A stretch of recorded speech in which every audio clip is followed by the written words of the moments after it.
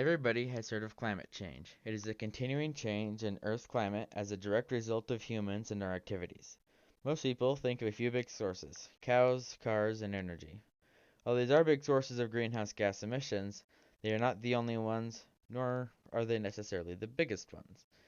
Here are some of the biggest sources of greenhouse gas emissions: transportation, 20%; concrete, 8%; planes, within the 20% of transportation, is 1.9% of global emissions. Rice is 1.3%. Food is 30%. And running houses, your heaters, fireplaces, stoves, etc., 13%. All of this totals up to 40 gigatons, or 40 billion tons of greenhouse gas emissions. Now, greenhouse gas emissions are terrible.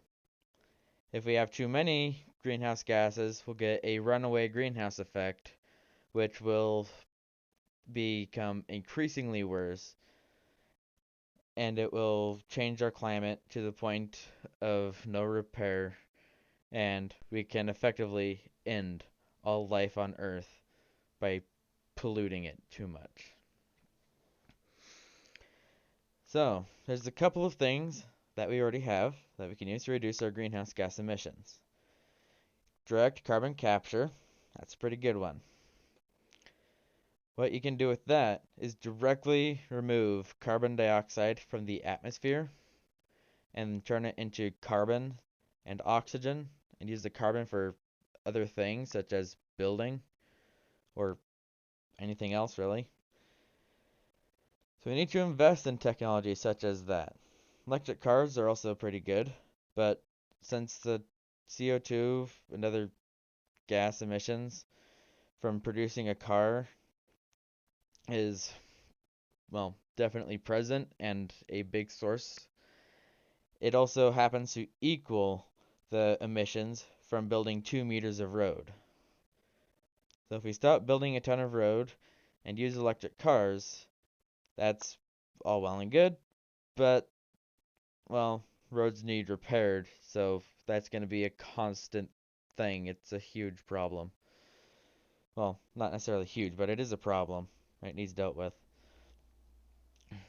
But if you invest in technologies that reduce greenhouse gas emissions, such as wind and solar energy, hydroelectric energy, stuff like that, you can reduce the amount of pollution created by said things, by just power, I guess. And you can also invest in direct carbon capture, which unfortunately, while it does exist, and there are some units, especially in China, at least I've heard so, I'm not entirely sure.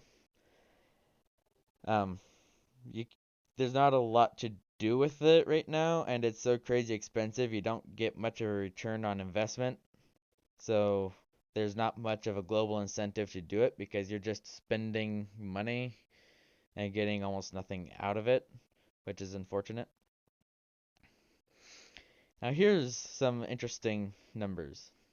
One entire lifetime of zero emissions is the equivalent of 1 second of global emissions.